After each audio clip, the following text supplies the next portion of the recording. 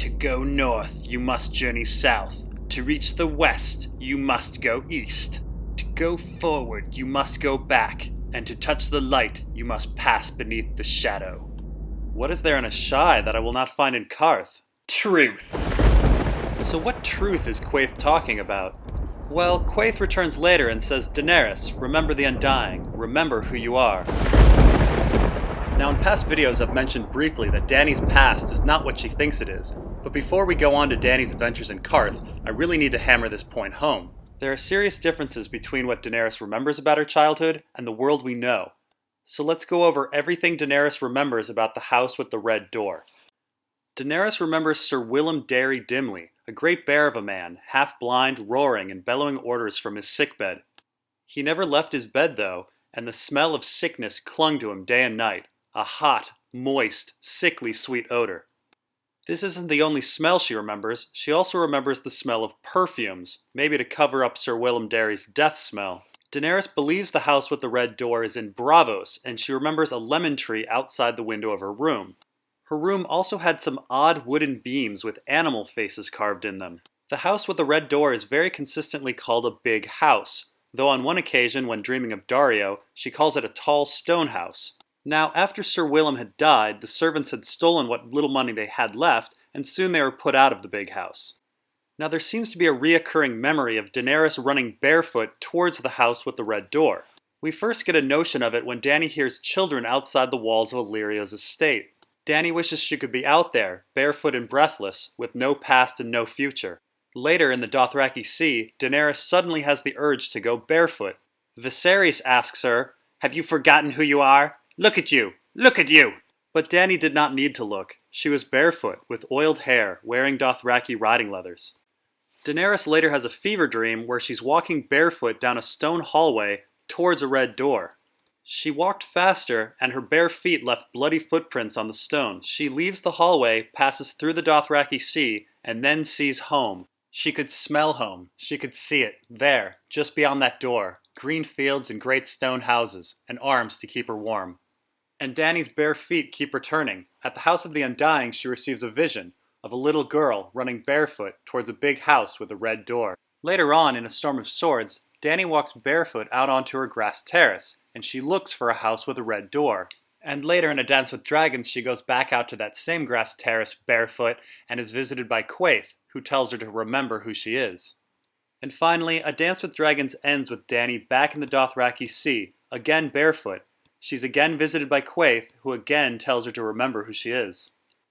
So the house with the red door seems to be a big, tall stone house, and according to Dany's fever dream, it's among other stone houses.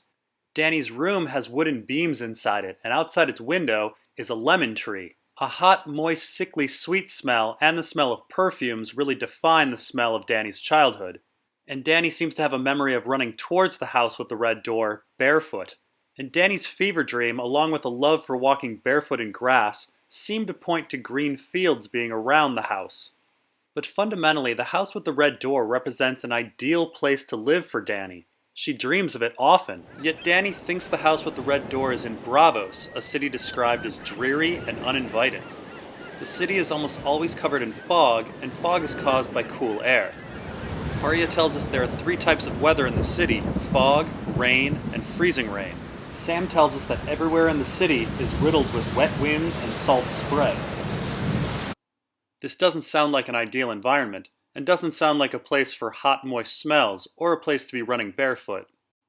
And speaking of smells, Arya tells us that Braavos smells like brine and fish, which is understandable considering it's by the sea. Yet weirdly, Daenerys says perfumes define the smell of her childhood.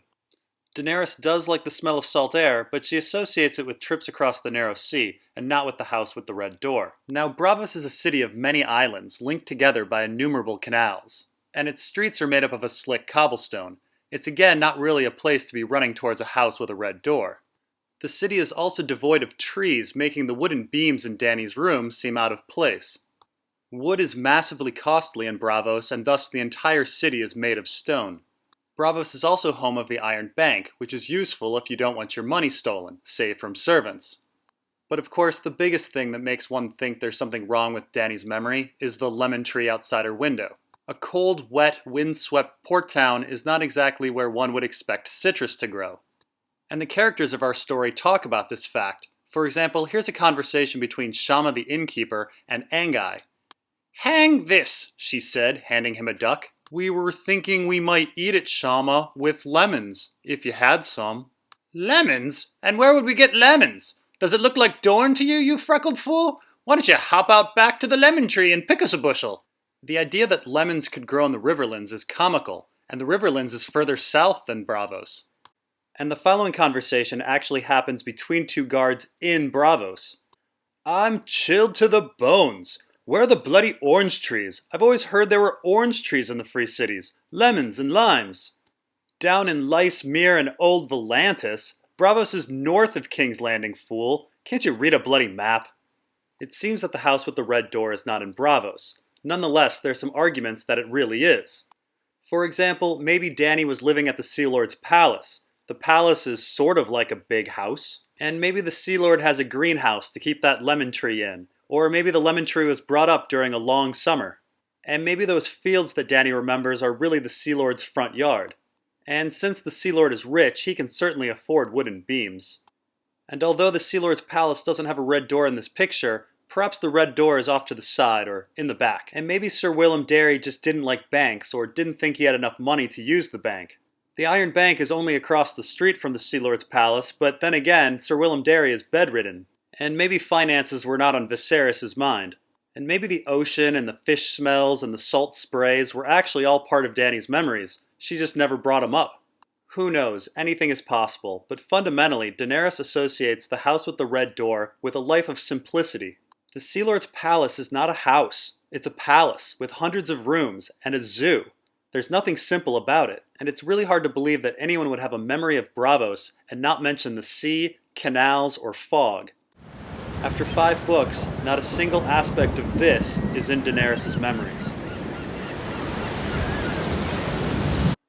So Dany wasn't raised in Braavos. Who cares? How does this change anything? Well, fundamentally this means Viserys is a liar, and we don't know if anything about Daenerys' past is true. Now, I believe that Daenerys is secretly the child of Rhaegar and Lyanna. But none of this is really important. What's really important is a full rejection of Viserys' desires. Viserys and many others think that the most important thing is the Game of Thrones, but it's not. The most important thing is the Song of Ice and Fire. Daenerys has spent nearly all of her time trying to fulfill Viserys' dreams. Remember, Daenerys dreams of a red door, not an iron throne. And there are clearly more important things to think about in the world than who sits the Iron Throne. Rhaegar believed that he was a savior before he eventually accepted that he was the father of a savior. Daenerys' story is reversed. Drogo and the Green Grace, they all think that Daenerys will be the mother of a savior, when in fact she's the savior. Or at least one savior among many. In fact, disagreements about Daenerys' nature explain everything about her adventures in Qarth, which is why I went down this road in the first place. And so next time we'll be talking about Qarth, and a lot more about Quaithe. So next stop, the Red Waste.